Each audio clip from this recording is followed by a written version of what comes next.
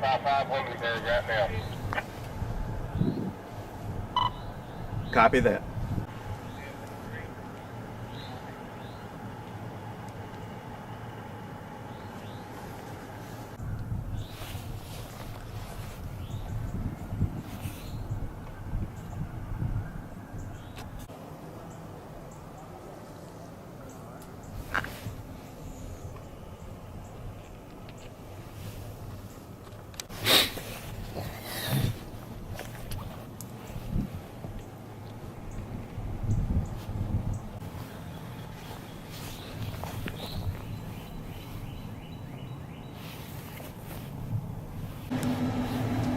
I think there was supposed to be some coming in, I believe it said 4 or 5 o'clock, along with, I saw them, that was, I think they were at the intersection right there, the Highway 82 exit, East Columbus exit.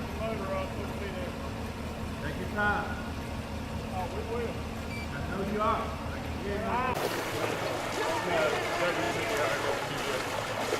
Hey, we have some couple lines over here. It's all right.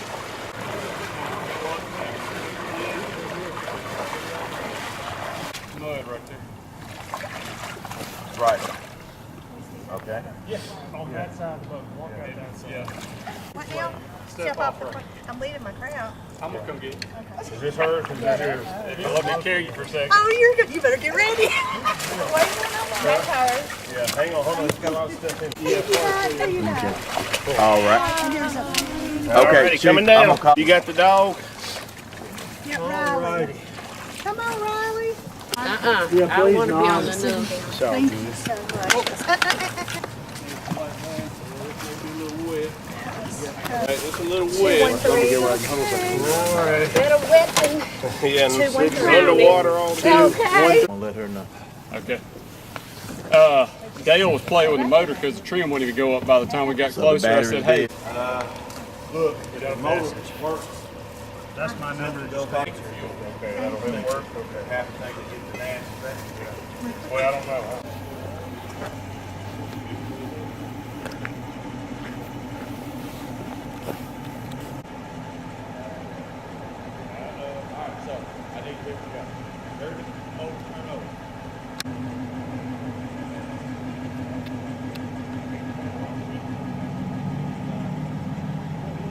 All right. Duane Hughes, DUANE HUGHES, Assistant Fire Chief, Columbus Fire and Rescue.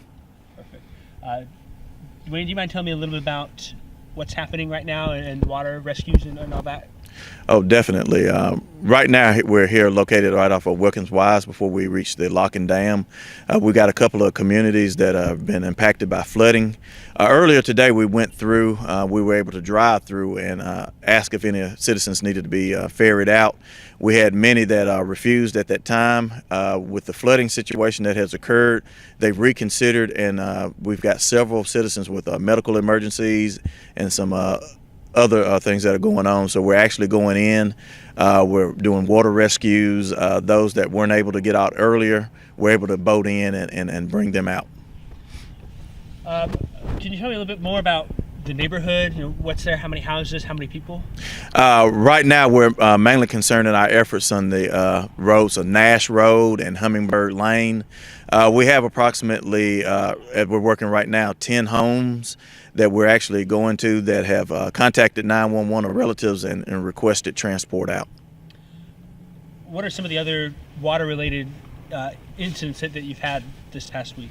Definitely. All this week we've had to worry with water emergencies, the rain with the flooding, and now with the tornado that has struck Columbus has really impacted emergency responses and our ability to respond. The flooding is an unfortunate aftermath of the tornadic incident. Right now, we've got residents that don't have power. They're lacking the basic necessities of life, and now they're faced with losing everything else that they have due to the flooding situation. I'm gonna pull out of the way real quick and let them go through. No, you're good. No problem at all. Take care. All right. I'm sure you guys have had mutual aid come in. Do you mind if I ask you a question about that? Oh, sure. So tell me a little bit about the mutual aid that has come to help during all of these disasters this week. Definitely. As soon as we knew that there was a possibility of a severe weather, we reached out to neighboring communities of West Point and Starkville.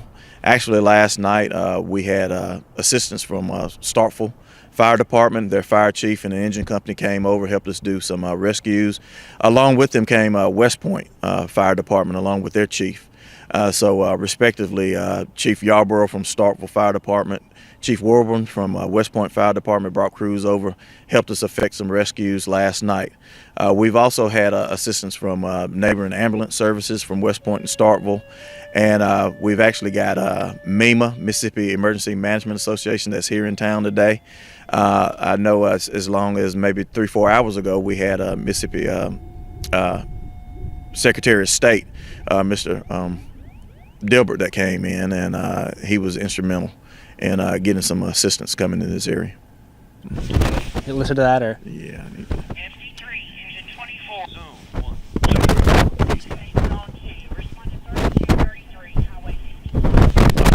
No. You asked me that You guys question. have had calls going crazy. It's cool. Can I just ask you that again one more time? Just Sure, to, yeah. Okay, perfect. Can you tell me a little bit about the mutual aid, how that's helped your firefighters, and just how you feel about having that extra help? Definitely. As soon as we knew the possibility that severe weather was coming in, we reached out to the neighboring communities of Starkville and West Point. Last night, Chief Yarborough of Starkville Fire Department brought an engine company in. He was accompanied with Chief Wilburn from West Point Fire Department, who also brought an engine company in. They actually assisted us in the rescues that we did around 20th Street and Railroad.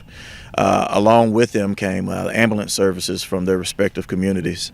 Today we've had representatives and some operators from Mississippi Emergency Management Association, as well as we had assistance from the Mississippi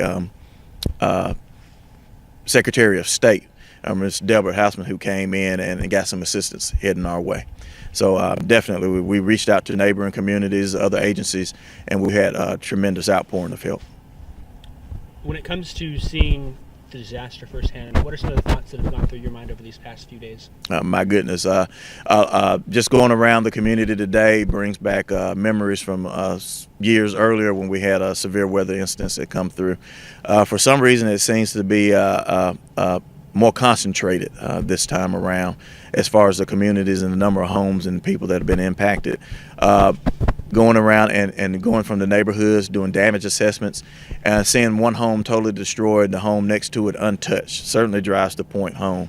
So I think this is a time for the community to really come together, rally around those that have lost, and I think it would only come out stronger in the end. Anything else you'd like to say about the water rescues, the tornado, anything like that? Definitely. Those that don't have relatives in the affected area, we ask that they please would stay out of those areas. They limit the effectiveness and the response for emergency responders in those areas. And if you're living in an area that's prone to be flooded or is presently being impacted by the floods, I urge you, while you're still able, to go ahead and self-vacate. Resources are limited, so if it comes to a situation where you do need help and you're calling 911, it's going to be delayed. Okay. What's your hope for Columbus in the future? My hope for Columbus in the future is if we can make it through till Tuesday, the river crests, water stuff to subside, we get more assistance in to help with those that were affected by the tornado. I believe that we'll be straight on the road to recovery. Perfect. Appreciate it. You're Thank more you than so much. welcome. You mind if I just hang out and wait for the... And see where they are as far Sure. as